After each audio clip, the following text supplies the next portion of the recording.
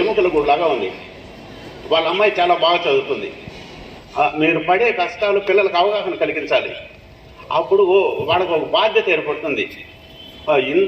మా కోసం మా అమ్మ నాన్న ఇంత కష్టపడుతున్నారని సార్. కాబట్టి పిల్లల పెంపకం విషయంలో పూర్తి బాధ్యత మీది, మనది. పాఠశాల అనేది ఏదో ఈ ఒక్క రోజుకు ఇక్కడ వచ్చి ఈ మీటింగ్ హాజరు కావడం కాదు. దయచేసి అర్థం చేసుకోండి. మీకు ఎప్పుడు తీరుకున్నా సరే ఏదో ఒక సందర్భంలో వచ్చి హెచ్ఎంను కానీ క్లాస్ టీచర్ని కానీ కలిసి మా అమ్మ ఎట్లా చదువుతోంది, రోజు స్కూల్కి వస్తూ ఉందా, ఏ సబ్జెక్టులో పూర్గా ఉంది అని మీరు కానీ అడుగుతూ ఉంటే పిల్లలకు బాధ్యత ఏర్పడుతుంది. మా పేరెంట్స్ మా పైన దృష్టి పెడుతున్నారు, మేము బాగా చదువుకోవాలి అనే వాళ్ళకు ఒక బాధ్యత ఏర్పడుతుంది.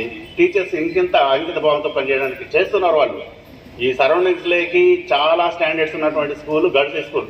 ఇది ఇందులో భాగస్వామైనటువంటి ప్రతి ఉపాధ్యాయుని, మేడమ్స్ని, టీచర్ సార్స్ని అందరినీ నేను మనస్ఫూర్తిగా అభినందిస్తున్నాను ఈ విషయంలో. లాస్ట్ ఇయర్ క్లాప్స్ కొట్టుండ్రా. లాస్ట్ ఇయర్ మన స్కూల్లో హైయెస్ట్ స్కోర్ ఎంతో తెలిసిన 10th లాస్ట్ ఇయర్ 10th క్లాస్లో హైయెస్ట్ మార్క్స్ ఎన్ని తెచ్చుకున్నారా? 585 మార్కులు. ప్రైవేట్ స్కూళ్ళకు తీసుకునే స్థాయిలో మీరున్నారు. ఈ కాన్ఫిడెన్స్ ఇట్నే కొనసాగిస్తూ ఆ అమ్మాయితో మీరందరూ పోటీ పడుతూ ఎవరు తీసుకోరనే విధంగా కరెక్ట్గా. ముఖ్యంగా ఈరోజు మన రాష్ట్ర ప్రభుత్వం, మన గౌరవ చంద్రబాబు నాయుడు ముఖ్యమంత్రి గారు, అలాగే మన విద్యాశాఖ మంత్రి నారా లోకేష్ గారు ఒక వినూత్నమైన కార్యక్రమం, అంటే మన ప్రభుత్వం వచ్చిన తర్వాత విద్యా వ్యవస్థను బలోపేతం చేసే విధంగా ఈరోజు మెగా పేరెంట్ టీచర్స్ ప్రోగ్రామ్, అంటే మీటింగ్, మెగా పీటీఎం అంటారు. కాబట్టి ఈ ప్రోగ్రాం ఉద్దేశం ఏమంటే పిల్లలు, ఎందుకంటే ఇప్పుడు చూస్తాను అనేక రకాలుగా తల్లిదండ్రులు సరైన అవగాహన లేక పిల్లలు సరైన మార్గంలో చెడిపోవడం జరుగుతుంది. పిల్లలు చదువులు ఎట్లా ఉన్నాయి అనేది మెయిన్. ఎందుకంటే ఇది అనుసంధానం. ఇప్పుడు మన గిరి గారు, మన కుమార్ వీళ్ళంతా కూడా చెప్పినట్టు పిల్లలు, ఎందుకంటే టీచర్లు, పేరెంట్స్, స్టూడెంట్స్ ఈ ముగ్గురిని కలిపి మీటింగ్ పెట్టడం జరిగింది. ఈ ముగ్గురు ఎప్పుడు కూడా నిరంతరం అనేది వాళ్ళకు కోఆర్డినేషన్ ఉండాలి. ఎందుకంటే ఈరోజు మనం చూస్తూ ఉన్నాం, గవర్నమెంట్ స్కూల్లో ఒకప్పుడు భయపడేవాళ్ళు గవర్నమెంట్ స్కూల్లో చదివేదంటే. అప్పుడు చాలా లిమిటెడ్ పర్సెంటేజ్లో మేము కూడా గవర్నమెంట్ స్కూల్లో చదివినమ్మా. ఎందుకంటే నేను కూడా చిన్నప్పుడు ఎన్నో అవసరాలు పడి గవర్నమెంట్ స్కూల్లో చదివి, అప్పుడు ఈ ప్రైవేట్ స్కూళ్ళు అన్నీ లేవు.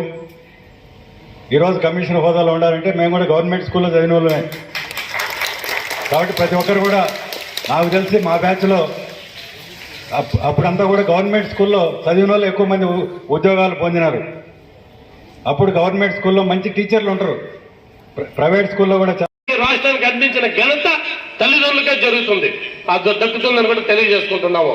అంతేకాకుండా ప్రభుత్వ పాఠశాలలో చదువుకున్నటువంటి రాజస్థాన్ లో ఒక స్వీపర్, ఒక ఆమె, 3 ఆడపిల్లలమ్మా.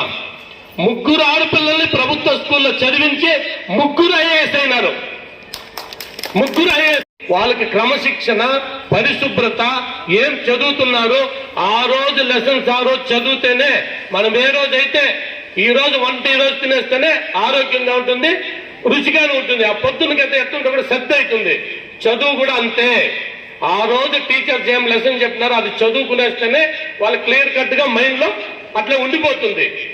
ఆ విధంగా మనం కూడా విద్యార్థులు, తండ్రులు కూడా ఏమనంటే, మనం పొలంలో ఒక వరే చేస్తే మనం పోయి కోసుకునేకపోతే అది పంట రాదు.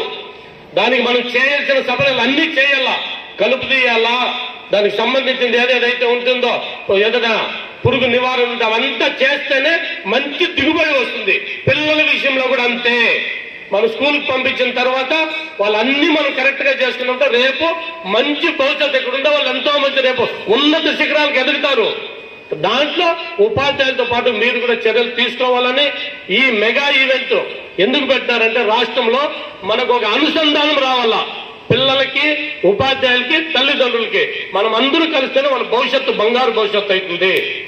అటువంటి ఈ మీటింగ్ పెట్టిన ప్రతి ఒక్కరికి, ప్రభుత్వానికి, అందరికీ, ఉపాధ్యాయుల ప్రతి ఒక్కరికి పేరు పేరు తెలియజేసుకుంటూ ప్రతి ఒక్కరూ పిల్లల పైన ప్రత్యేక శ్రద్ధ వహిస్తారని మీకు అందరికి చేతులు జోడించి తెలియజేసుకుంటూ విరమించుకున్నాను. జై హింద్.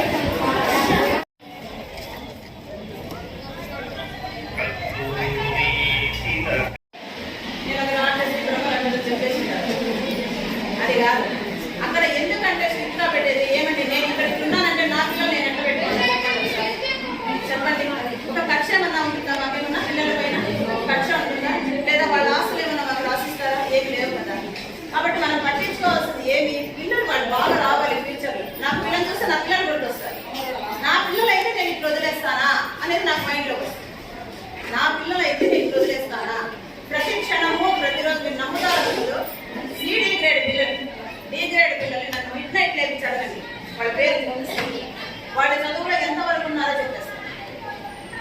ఎందుకంటే ప్రతి క్షణం వాళ్ళే ఉంటారు మైండ్లో, వీళ్ళని ఏ విధంగా పాస్ చేయించాలి. తప్పని అట్లుందండి మాకు టీచర్స్ అందరికీ కూడా చెప్తాను నేను.